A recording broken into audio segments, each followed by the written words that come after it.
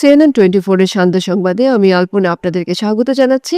আজকের বিশেষ সংবাদ, 2004 সালে শিলচরের বহুল আলোচিত মুন্না মজুমদার হত্যা মামলায় 3 জনকে যাবজ্জীবন কারাদণ্ডের সাজা।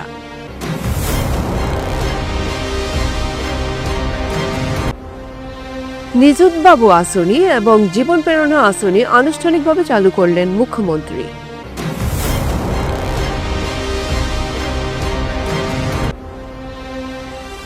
ভাঙ্গার পারে অগ্নিকাণ্ডের ঘটনা নিয়ে কংগ্রেসের নেতা নেত্রীদের জঘন্য রাজনীতির প্রতিবাদে সোচ্চার সংখ্যালঘু মোর্চা ও স্থানীয় জনগণ।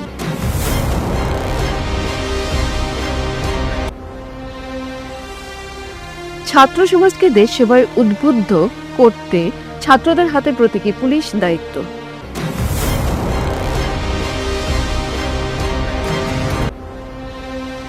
আগরতলা খোয়াই জাতীয় সড়কে ধুলোদূষণ রুখতে মুখ্যমন্ত্রীকে চিঠি বিধায়ক রঞ্জিত দেববর্মার।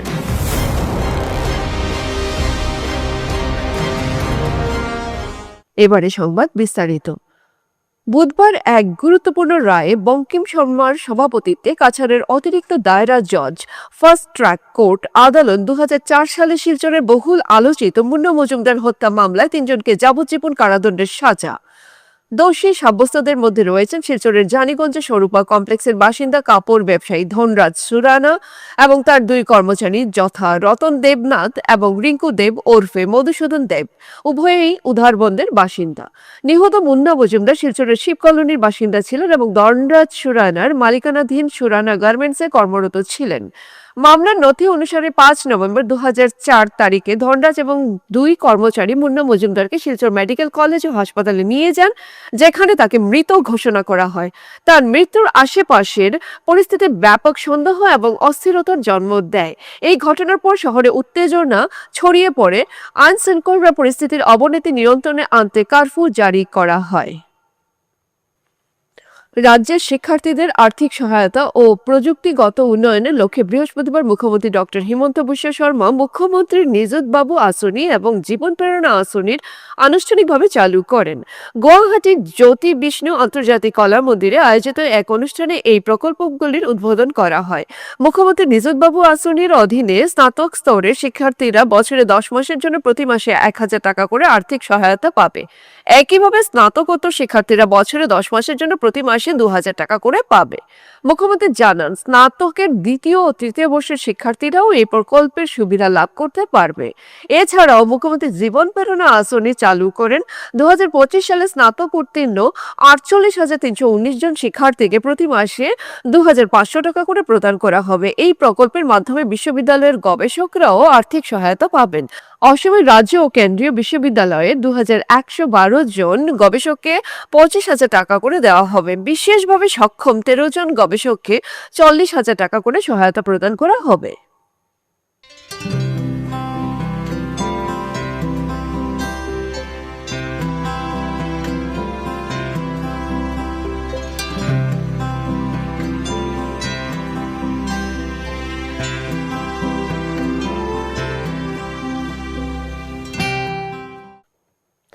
সোমবার রাতে ভাঙ্গারপাড় বাজারে সংঘটিত অগ্নিকাণ্ডের ঘটনা নিয়ে কংগ্রেসের নেতা নেত্রীদের জঘন্য রাজনীতির প্রতিবাদে এবার সোচ্চার হলেন কাছাড় জেলা বিজেপির সংখ্যালঘু মোর্চা তথা স্থানীয় জনগণ। সোমবার রাতে অগ্নিকাণ্ডের পর যেখানে কিছু সংখ্যক কংগ্রেসীরা বিজেপি সরকার মুর্দাবাদ ধ্বনি দিয়েছিলেন, এবার সেই স্থানে দাঁড়িয়ে বিজেপি সরকার আসামের মুখ্যমন্ত্রী হিমন্ত বিশ্ব শর্মা সহ দলীয় নেতা মন্ত্রীদের জয় জয়কার দিলেন বিজেপি দলের সংখ্যালঘু নেতা কর্মী সমর্থকেরা।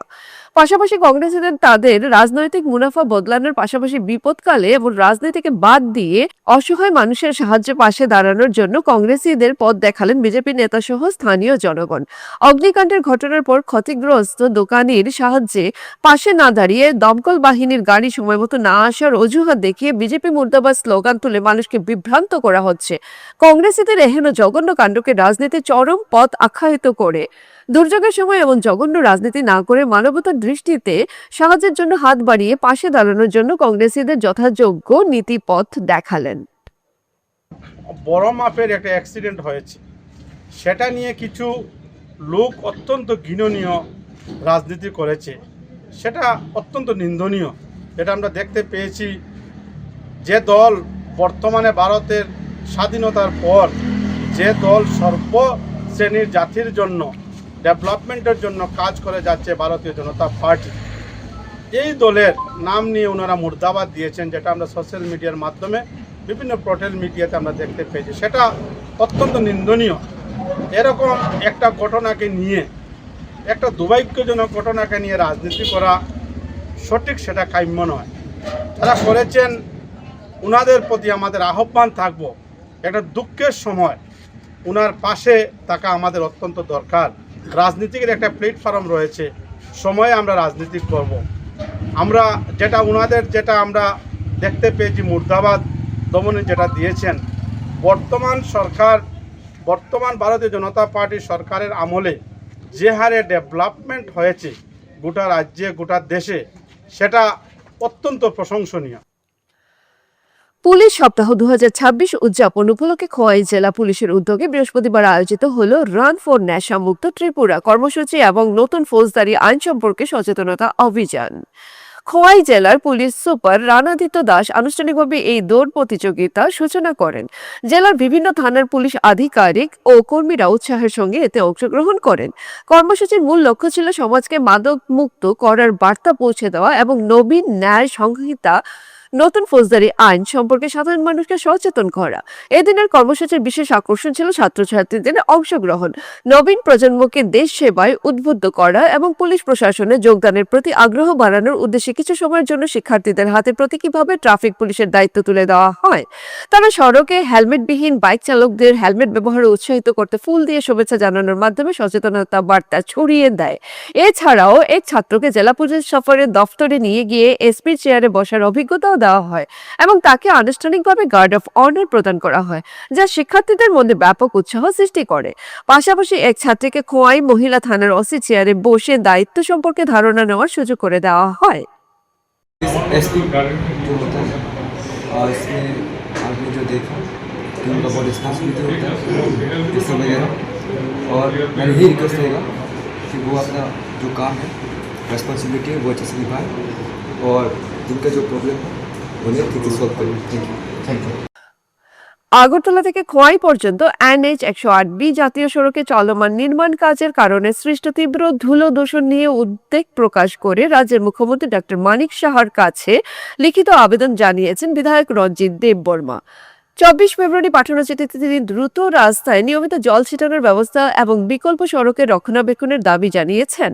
চিঠিতে উল্লেখ করা হয়েছে, গত কয়েক মাস ধরে NH 108B সড়কে নির্মাণ কাজ চলার ফলে ব্যাপক ধুলো সৃষ্টি হচ্ছে, যার কারণে যাত্রী চালক, অফিস যাত্রী এবং স্থানীয় বাসিন্দারা মারাত্মক সমস্যার সম্মুখীন হচ্ছেন। বিশেষ করে নারী, শিশু ও প্রবীণদের শ্বাসকষ্ট সহ বিভিন্ন স্বাস্থ্য ঝুঁকির সম্ভাবনা বাড়ছে বলে উদ্বেগ প্রকাশ করেন বিধায়ক। তিনি জানান, অনেক সময় অতিরিক্ত ধুলোর কারণে যাত্রাপথে অসুস্থ হওয়ার ঘটনাও ঘটছে। বিধায়ক আরও আশঙ্কা প্রকাশ করেন, নির্মাণ কাজের কারণে প্রায়শই যান চলাচল ব্যাহত হচ্ছে এবং বর্ষা মরশুমের পরিস্থিতি আরও জটিল হয়ে উঠতে পারে। তাই বেলফাং, বর্মুডা হিল, খোয়াই জেলা থেকে শুরু করে সিধাইয়ের মোহনপুর সৎসঙ্গ আশ্রম পর্যন্ত অফিস সময়ের মধ্যে নিয়মিত জল দেওয়ার ব্যবস্থা গ্রহণের জন্য মুখ্যমন্ত্রীর হস্তক্ষেপ কামনা করা হয়েছে।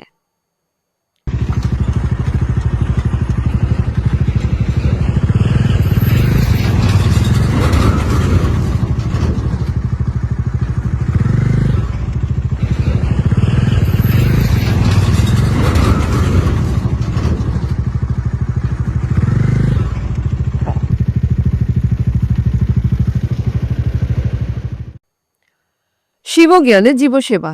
স্বামীজির ভাবে ভাবান্বিত উদারবন শ্রী রামকৃষ্ণ সারদা সেবা সমিতির ব্যবস্থাপনায় বৃহস্পতিবার ভাটি গ্রাম স্থিত ঠাকুরের মন্দির চত্বরে অনুষ্ঠিত হয় এক দিবসীয় বিনামূল্যে স্বাস্থ্য শিবির। প্রদীপ প্রজ্বলনের মধ্য দিয়ে শিবিরের সূচনা করেন শিলচর রামকৃষ্ণ মিশনের গুণাতীতানন্দজি মহারাজ।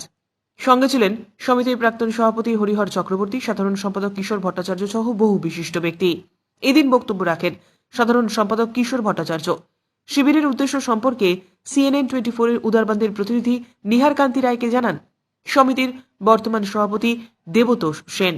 তিনি জানান, ওই দিন প্রায় 150 শতাধিক রোগীকে স্বাস্থ্য পরিষেবা এবং বিনামূল্যে ঔষধ প্রদান করা হয়।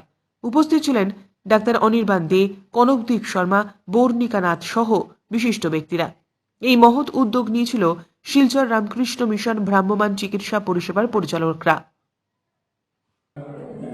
সর্বপ্রথমে চ্যানেল কর্তৃপক্ষকে ধন্যবাদ জানাচ্ছি, জ্ঞানকান্তি রায়কে ধন্যবাদ জানাচ্ছি আজকে এখানে উপস্থিত হওয়ার জন্য।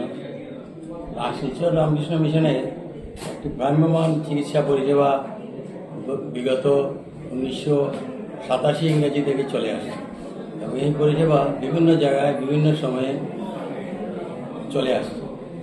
বিভিন্ন আশ্রম, বিভিন্ন বাগান, বিভিন্ন একেবারে বস্তিত এই পরিষেবা চলে আসছে। সাধারণত সোমবার, বুধবার এবং শনিবার এই পরিষেবা চলে। আমাদের এই আশ্রমে আজকে আমাদের ঠাকুরের অশেষ কৃপায়, স্বামীজির কৃপায়, মায়ের কৃপায় আজকে প্রথম এই শুভ সূচনা শুরু হলো এই পরিষেবা শিলচর রামকৃষ্ণ মিশনের তরফ থেকে এবং আমাদের এই সেবা সমিতির ব্যবস্থাপনায় আজকে সকাল 9টা থেকে এই পরিষেবা শুরু হয়েছে। মূলত শিবজ্ঞানের জীবসেবা, যেটা স্বামীজির বা ঠাকুরের আদর্শ, এই কথাকে অনুসরণ করে দীর্ঘদিন থেকে যেই পরিষেবা চলে আসছে তারই অঙ্গ হিসাবে আজকে আমাদের এখানে আশ্রমে আজকের এই পরিষেবা শুরু হলো। আমরা আশা করি ভবিষ্যতে এটা যাতে আমরা রেগুলার এই হিসাবে আমরা করতে পারি, সপ্তাহে অন্তত 15 দিনে অন্তত একবার, সেই ইচ্ছা আমাদের আছে। তাহলে এই অঞ্চলের যারা দুস্থ রোগী, যারা 500-1000 টাকা ভিজিট দিয়ে ডাক্তার দেখাতে পারে না, তারা সাধারণত নামমাত্র 10 টাকায় বিনিময়ে ডাক্তারও পাবে, ওষুধও পাবে। এটাই আমাদের এই সেবাযোগ্য, যাতে আমরা এখানে পুনরায় আগামী মাস থেকে আমরা অন্তত 15 দিনে আমরা চালু করতে পারি, এটাই আমাদের প্রচেষ্টা থাকবে। আজকের বিস্তারিত সংবাদ এখানে সমাপ্ত হলো। ধন্যবাদ।